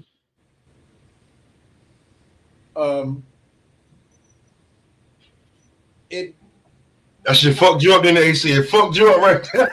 Yeah, because I'm trying to think. It's like almost like I'm kind of stuck between is it smart or is it overkill? Because at the end of the day, it's just like Stanionis got better feet. Wow. Stanionis got better feet than what's the name? So it's like, what are you actually training for then by bringing Stanionis in? He can mimic homie. Here we go. All right. So Maybe you can mimic. mimic. Maybe He I can mean, mimic if you're him. looking at it like that, maybe I don't. Negro, every time I come in this motherfucking panel, nigga, I don't Oh. even hear, here we go. You know, Yo, bullshit, nigga. Anyway, Nah, yo, that was the he brought me up. bullshit, nigga. Hey, Blue, peep game. He brought me up silently. I just, hopped in the background like AC speak his piece. But Yeah, when you hopped everybody, hey, on, look. yeah, that was it. Yeah, Oh everybody, shit. I everybody seen else here, it. everybody, There's two hey, different here. There's hold two on, I'm different turning West up. Coast niggas up here. There's CJ who comes up here. You know what I'm saying? And there's you. Hold on. I Oh, feel some kind of way, my nigga. he said, Every hold time on. everybody I'm else like, just saying. look, no, hold on. Check it out. P game. So everybody else that pop on, you be like, what up, my nigga? Oh shit, nigga, how you been? Nigga, how your kids doing? And then when I pop on, here this nigga go. I mean, if you was watching, That's comedy. No, no. the tag team partner, like Hey, he was like, I want hey, to get look. Bills up here and get him to start some shit, then I can leave. Hey, No, look, I gotta talk my shit, man, because I need a grand entrance. You know what I'm saying? You fucking off my interest and shit. I'm not You know Nori. what I'm Nigga. saying? It's money gang over here, my I'm not nigga. Stop Nori playing, though. nigga. I'm not Nori. You're not about to get like if you ain't here when we start. Hey, nigga, you pulled up. And What? matter of fact, you over talking CJ. CJ was here before you. You On be the in humble, on the true. humble. That's correct. That's correct. I True. just got up here myself. It's true. And his birthday tomorrow. Hey, So come on, hey. CJ, what's going on? What's Hey, happening? hold on. My birthday was You just said, this who Saturday. Hold the on. Bruce My birthday was Willis? just this Saturday, my nigga. My birthday was just this past Saturday. What you talking about, bro? You ain't I said didn't Absolutely, ask. Blue. Nigga, Happy yeah. I birthday. ain't Happy trying to. belated. I You ain't know what? asking for I'm no not gonna motherfucking ask for glory, it. nigga. I didn't ask for no glory. Nigga, it ain't my birthday, nigga. Shit, nigga, it's all good. It's That's just your another fault. I motherfucking didn't day, say nigga. all that. That's your Hey, fault. You hey, ain't look, asked for look, no glory, nigga. look, my nigga. This is another motherfucking day. You dig? Hey, listen. Hey, listen. When you get past 40, them shits mean a little bit more. Nigga, Okay. I'm past 40, nigga. I don't give a flying fuck, nigga. It's another See, fucking day. I live a you dream, nigga. can't I'm talk to living you. a motherfucking, I'm I living a always motherfucking dream, my nigga. look, Every day go by. I look. don't care. You know what? I'm I'm not proud talking to to be you anymore. alive. Not talking to you anymore. CJ. Y'all niggas crazy. Yo, yo, Okay. yo, could y'all hear me? I'm using some earbuds, some Bluetooth. Yeah, you I'm good. outside. Yeah, you Okay, good. You cool. good. What's shaking? Cool. All right, all right. So I just popped out. Y'all talking about boots and Stanionis, that unification, right? And Yeah, I that's will the have second to. part of the. Yeah, that's something we running up right now. If you missed the Okay. first hour, so we're gonna run it up on Boots real quick. Right? Boots. All Well, right, cool, actually, we're cool. running it up on 147. All right, I'm gonna get in where I fit in right now briefly and let Blue land his plane because he's sounding like he's flying a 747 today. I think he got something to get off his chest. But let me say this. Ain't Um, nothing like that. Worry about that. We Boots talking about Stanionis. the Yo, yo, welterweight division, yo. the welterweight division, because this fight is unification, is also for the Yes. lineal. So you know, So it is. Is that official? yeah, it's also for the lineal. So Well, I mean, it makes sense officially, because whoever wins this fight, officially, statistically, whoever wins this fight is running the division. That's number one. So how do you feel about it? yes, I love it. I love to see it come together. I mean, like old school. I mean, the best fight the best, right? That's all what we all want to see. It's cliche at this point, but yeah, man. And I love that they're putting the lineal up with it because it just makes sense. Because the Infinity Stones, which whatever we want to say, shattered when Bud left. So yeah, man, get it together. Boots want to run the shit. He want to be a big name. He want that branding. He want to be a star. Yeah, that's the perfect opportunity for him. But he got to show up and show out, man. Stylistically, it is an interesting matchup. Man, I don't love, not taking nothing away from him, but I don't love how Boots is looking lately, as far as his vulnerability to getting caught because you could just get outboxed in there with a nigga like that, um, and just look bad, and it would really lower his stock. But hey, a great opportunity for both fighters, and I like to see it coming together. I'm glad they got that done. I would have rather seen, goddamn, I would have rather seen Norman and Boots, but this is cool too. So I'm gonna pass the mic for now. But yeah, hey, before I do, yes, tomorrow I'm gonna be 41. I never dreamed I'll make it to this age. That sounds crazy because it's only 41, but I done took a lot of chances. So it's great coming around the sun one more time. And hey, salute to everybody. Shout out to y'all. I'm just glad to be here, man. All right, Blue, it's your turn now. And coming to the stage, the most this motherfucker that you ever heard, just for no reason. Blue Hustle Man. Okay. I had to run. Hey, look, I'm over here doing since you know I've been moving and grooving and shit. But man, I had to run to the car and shit just to hit the motherfucker unmute button. Man, I appreciate you, man, so much. You know what I'm saying? With that Boss Alini introduction, man. You know what I'm saying? But what's good? What it do? Well, the second half of the show, and we talking about the welterweight division. And since Boots and Stanley Owners are also unification, they throwing the lineal title up there too. So whoever wins this fight technically will be running the division. So who you got winning this fight? Oh shit. Boots will win regardless, man. Samuels is tailor made, but if the way that his performance has been, man, I'm gonna go ahead and keep it 100. Hey, look, shit, anything can happen. You know what I'm saying? So if he can't, if Stanley Owens can take his punches, it's gonna be a great fight. I'll tell you that. If he could take his punches and deliver punches like Karen was doing, oh man, it's gonna be a great ass fight, and we can see an upset. So how you Hey, feeling? hey, hey, hold on, Blue. Allow me to step on your toes like you stepped on mine. No, Oh, go I ain't got ahead. shit to add. I'm just fucking with you. No, Oh no, go I'm just ahead. If having you got something, if you got something to say, go a. ahead. No, I Look. really don't. Look. This is bullshit. I was completely bullshit, and Hey, I ain't look, got a I damn ain't. thing to say. Hey, look. I ain't sensitive like that, man. It's all good. Shit, if you have something to No, say, go no, it's ahead. all love, homie. Cause hey, It's all sometimes we love. gotta get shit. Look. Sometimes we gotta get shit off our chest. We might forget it, and it, you know what I'm saying. It's No, like I the feel spur of the that. moment shit. So Yeah, that you happened to me know, a lot. shit. I feel what you're saying. Yeah, yeah. Yeah. So I I'm ain't just even fucking with you. tripping.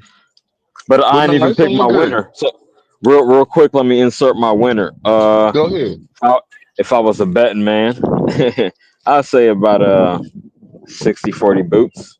But it's a real possibility that Stanionis can get in his ass and just keep tagging him, with significant shots and impressive judges. That's where I'm at with it.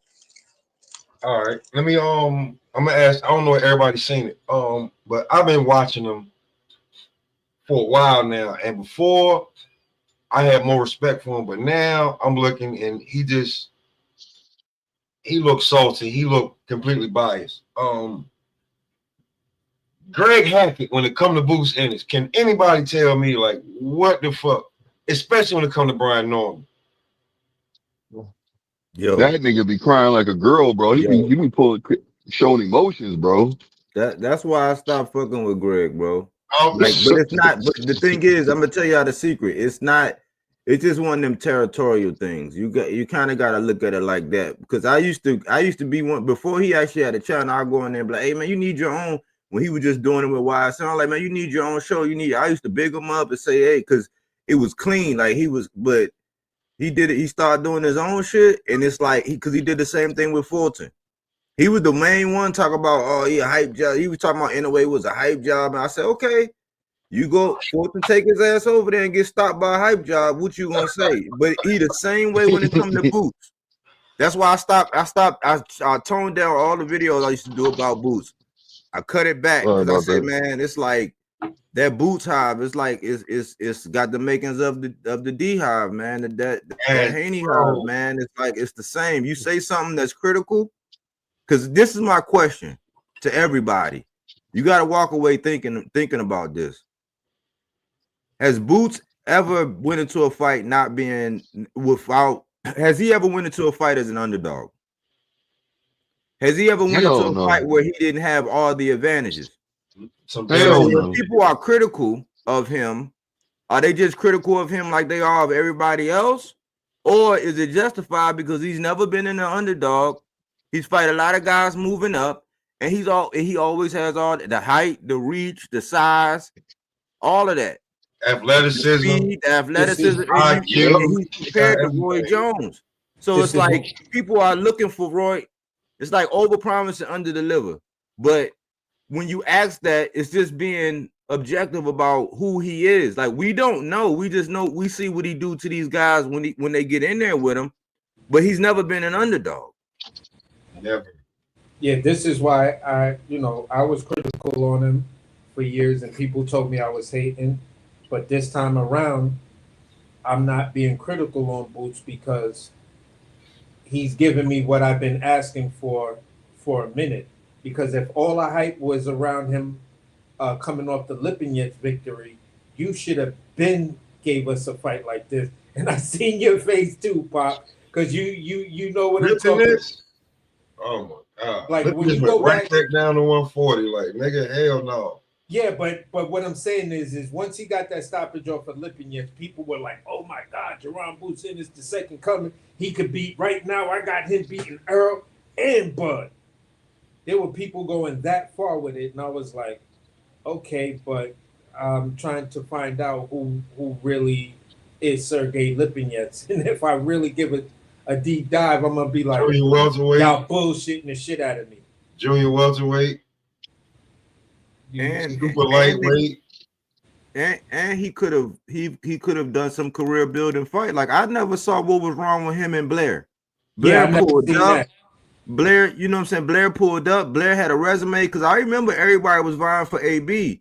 Blair, in his awkward way of getting there, he got there in his awkward way and he knocked his tooth out. Like he made a step. Because I remember Devin won an AB. Conor Ben wanted AB. Everybody wanted AB. I'm like, why y'all trying to go for that man?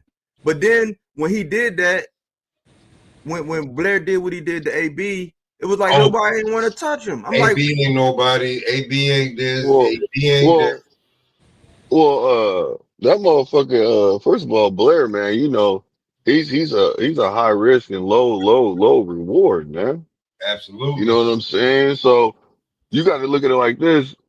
Boots is only, I mean, his handlers is handling him the right way. They don't but want to put but him in that but position, man. but this my thing. People say Boots was high risk, low reward, and he got the Yeah, benefits of saying, yeah. "Oh man, Earl don't want to fight him, Bud don't want." He reaped the benefits of all that time. So it shouldn't be nobody in that weight class for him. If you bringing guys up for 40, that's why I didn't like the To thing. Where they still talking about To coming. I don't think that fight gonna happen because I think Boots is moving up, but it shouldn't have been nobody off limits for Boots if they was Yeah, at 47. but that was the problem at 47 because this was always from people like Breadman and other dudes like that.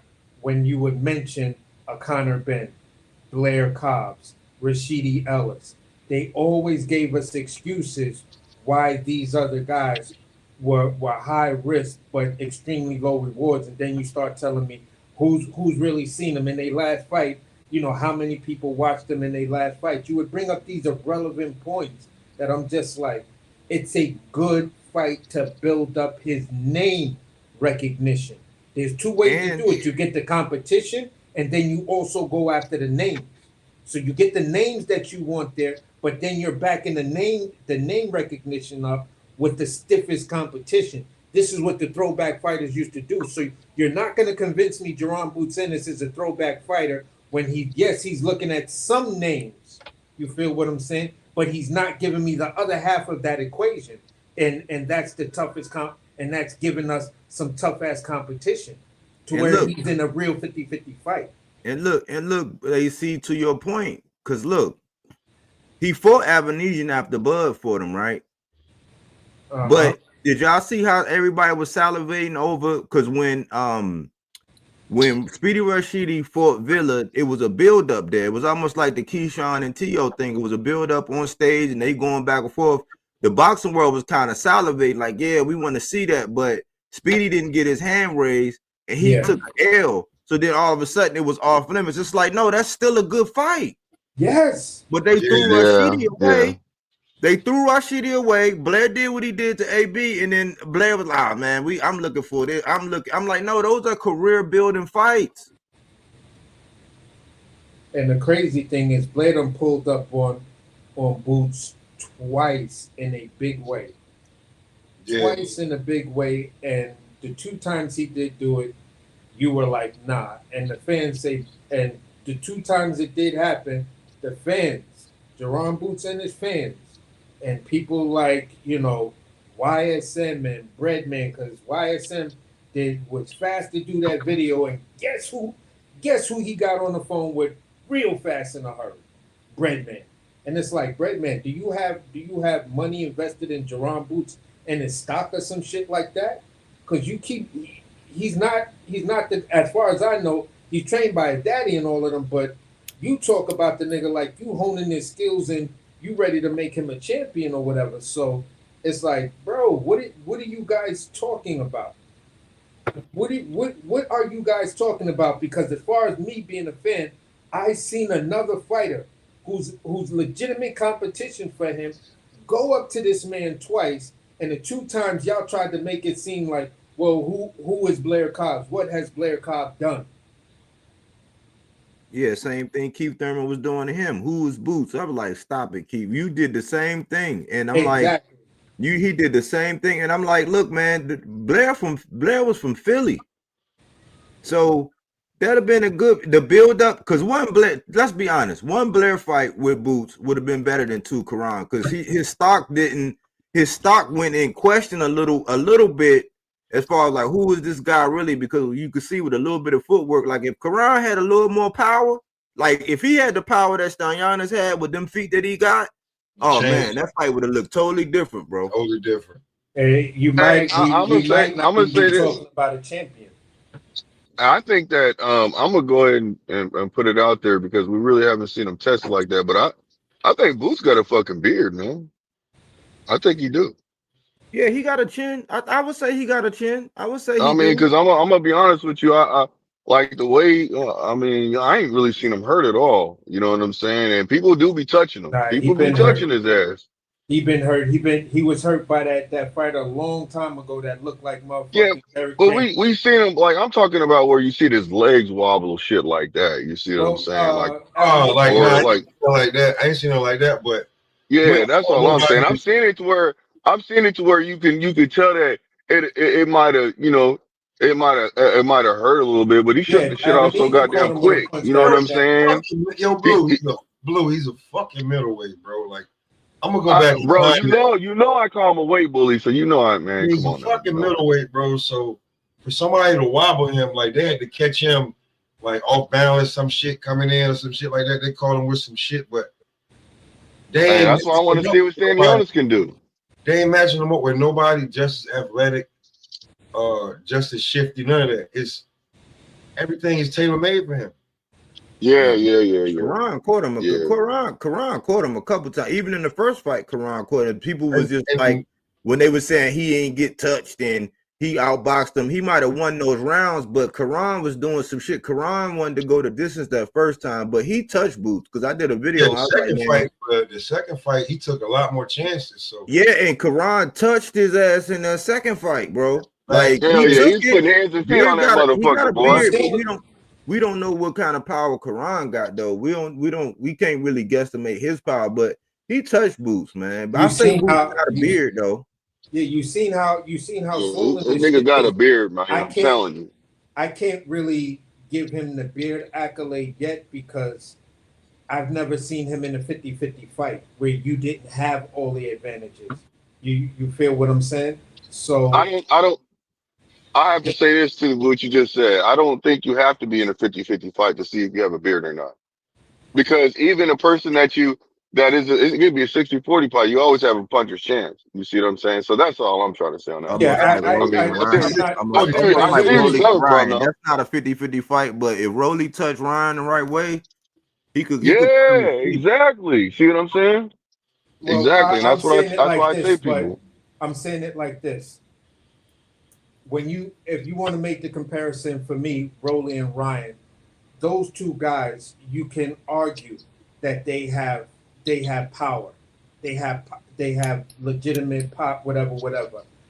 Roman Villa had legitimate pop and stuff like that, but he couldn't land on him uh, Right. effectively because Boots' athleticism, which again, Mm-hmm. that was one of the things you could check off to where he's completely got the advantage over this guy.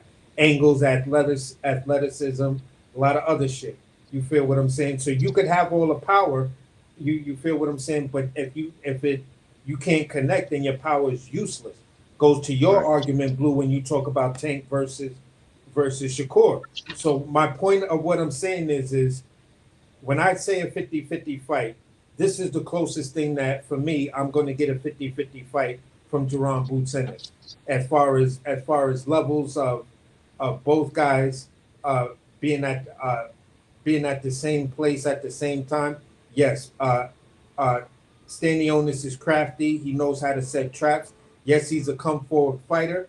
But if you can't deal with what Stanionis brings, then you're going to be fooled. For Boots, Boots has the footwork. He has the angles. If Stanionis, all he needs to do is improve on turning. If he could improve on that by the time the fight happens, then listen, we're gonna see Boots in a lot of trouble. Yeah, he a pressure fighter. Like Stanionis is a pressure fighter. Yeah. Um. But yeah. I mean, I can get this is the closest we're gonna see is a 50-50 fight at welterweight. Now, when Boots go to 54, whole different ball game, man. Exactly. I don't Exactly. agree with that. I think Brian Norman Jr. is closer. Well, yeah. I mean, but again, And see, that's why I'm going under the and they premise. keep bringing But that fight Blue, up. but Blue, Yeah. this is the premise I'm going under. I'm going under this premise. I think Boots is going to 54 after this fight, bro. I don't and think he's staying around. Brian Norman Jr. said he ain't going nowhere. So I get what Body talking about. Yeah, so this Brian is off what we're Johnson. gonna get because I don't think Boots gonna stay around. Like all that undisputed. That's why I keep harping on the fact that this is gonna be lineal and he gonna get this other strap and he can say he unified and then he going to 54, bro. I'll be real with you. After like that picture with him and Joe, him and Joseph and little Joseph and young Joseph Brown, and seeing them and being like, nigga, Joseph Brown ain't gonna be at 54 too long. They telling him he gonna be at 68 quick. Yeah. Boots at 47, nigga. How long you think before you get to 60? Like, let's be for real. Hey, look, this the other thing that I can say though. This will be the first time because Boots been under that IBF for a minute. So every time he been fighting under it, it's been a 10-pound. This is gonna be the first time where ain't no 10-pound because it's a unification, unless they got that in the contract. So we are gonna see Boots rehydrated to whatever he want, like for the first time in a minute. So his power might be powering. You know what I'm saying? It might be. That's just an aspect that ain't nobody really thinking about. So Stanionis is up against it, but I still think that his style is a rough style, man. And Blair told us this ain't just Blair said, hey man, ain't nobody trying to get in there because he been out there in Vegas in them gyms. Like Stanionis was out there, you know, and people know about him. So it's gonna be a good fight, man. I'm excited about it. I want to piggyback off of what you're saying because I'm that part right there of him being able to come in where he wants, that could be a gift and a curse because you been able to master your pace and your output extremely well, even though you have this 10-pound rehydration against the level of competition that you've been fighting. Stanionis is going to be the guy who's always going to be right there for you, right there in front of you. You feel what I'm saying? So if he's right there in front of you, Stanionis' mind is, I'm not just standing here just to be standing here. I'm throwing punches too. You feel what I'm saying? So Yeah. when you have to constantly work and Boots is going to want to come in and, you know, probably look crazy. Like he's going to look, in my mind, I see Boots coming in there looking massively bigger than Stanionis. That's a good point. But to me, being that Stanionis might be the more natural 147 pounder, when you measure strength is a measurement of a task that happens over time. Power is just one quick exertion. It's like explosiveness. So Boots is going to be more explosive, but the stronger person through all 12 rounds, my money is going to be on Stanionis. That's a good point. That's a good point, AC, because if he do come in there swole and he got to perform like that after that's a good point. That's a good point. The endurance, the stamina, that's going to come into play. And Stanionis is a body. That's why he in my boxes to watch. He's a body work specialist. You know what I'm saying? He do that body work. Ooh, that's a whole. That's a whole nother one. Yeah. And when it comes to that, so like when it comes to that, like if everybody land their plane before we get up out of here. Like when it comes to that, that welterweight division, like, that division is on fire right now. It's a lot of sleeper cells in that division that, you know, dudes got sniper rifles and they just in the background. They ain't get the word yet to take the shot, but they just in the background in they scopes, you know, you feel what I'm saying? And they spot her and they just checking shit out, just looking at the landscape. You feel what I'm saying? Taking measurements, you know, writing shit down. So for me, 47 pound division, I can't necessarily rock with that argument that the division is dead or it's slow because there are names out there that people are like, oh yeah, I forgot. Just like we were saying before, Palanca and Tiger. Those are just two. You feel what I'm saying? You got some other guys coming up. You got Dev coming up there.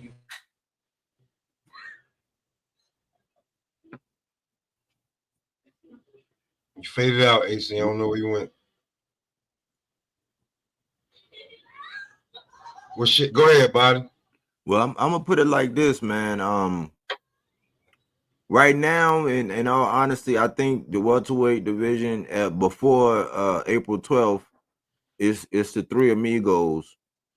It's the three amigos, man. Because Barrios, I'm not the way Barrios looked. I don't know if it was the baby. And then I just think that with them guys, I don't think Barrios will make it out of any. If he get in the ring with any one of them other three, I don't think he making it out. But what I will say is this: Brian Norman has turned a lot of heads. He got a glowing endorsement from Teddy Atlas. I still be checking in with Teddy Atlas, and Teddy Atlas was saying some of the same things I was saying about Brian Norman. And initially, I was hard on Brian Norman, just like I was with everybody else. But I think he's on to something to where he say they done fucked up and let me figure myself out. They let me heal. I needed that time off, and I think I ain't trying to start no shit, but the reason why I believe one of the reasons I think he's leaving after this for leverage when he go to 54, so them guys can't just give him anything. Yeah. That he'll have some bargaining chips with these titles, with having unification and having a ring. He'll have more leverage to be more towards the A side, especially if this crowd do what it's supposed to do in Atlantic City. But in the back of his mind, I don't really know if he want to see Brian Norman at this point, like that. Like, I mean, to risk it and not go get them bigger names and get more money before he have to do that. And Brian Norman ain't going nowhere. So Brian Norman, he kind of give me not a skill wise, but he do kind of give me them Earl Spence vibes to where Southern dude got the little Southern accent, but the dude is very intelligent and he's a tough customer. He got it. He working on his brand. He understands that. Listen, man, he got a belt. I got a belt too. You know what I'm saying? Treat me right, and he's gonna earn all the cachet that he needs in the next couple fights. But I think his trajectory is high. So I think the welterweight, I call it D block, and I think that division is no longer the glamour division, but it's D block. Where any given night, you know what I'm saying, you run into them three guys, hey, you in for it. So the welterweight division is lit, and I'll land there. Good cook, man. Yeah, for sure. Good ass cook, man. I know I popped out and everything, but long story short, I was just saying that 47 got some names in it, got some young hungry lions, and that division excites the shit out of me because now we're talking about a lot of good talent, and look how fast these guys are making names for themselves. You feel what I'm saying? And we're talking about dudes who are all over the place. A guy from the UK, a couple of Latin guys, a Asian, a guy fighting out of Japan, maybe even a couple of guys fighting out of Japan. So we'll just see how the division plays out. Great show, man. Good in-depth cook on these fights coming up, and definitely. I was waiting for one of these for a minute, and I knew it was gonna be a good cook. That's why I'm clipping it at 2 hours because I get the free editing. Yeah, definitely. So boxing is in a great place right now. 47-pound division is in an awesome place right now. Big shout outs to everybody, man. This is the smoke session. Y'all already know. And y'all stay smoking, man. Hey, man, tomorrow, I already know that bodywork video gonna be crazy. Yeah. So let's play a game. You know what I'm saying? So we out of here, man. Y'all have a good one. You too.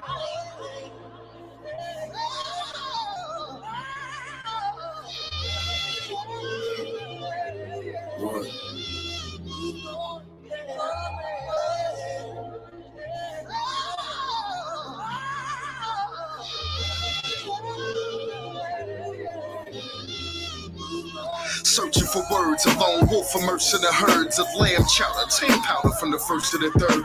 The manpower when the merchants are served would only wait, then flood them with gram showers when the thirst is emerged. Just like I'm here to live my life as a sin. I'm only human in class, the only student, so I'm writing within. No need for pen, no need for piece of paper. I need a win, I need the weed and vapor. Leaf louder than Anita Baker. Annihilation after hibernation. Hunger pains after the prior rations, prayed under condensation. The thunder came amongst the sod of Satan. Sun is changing.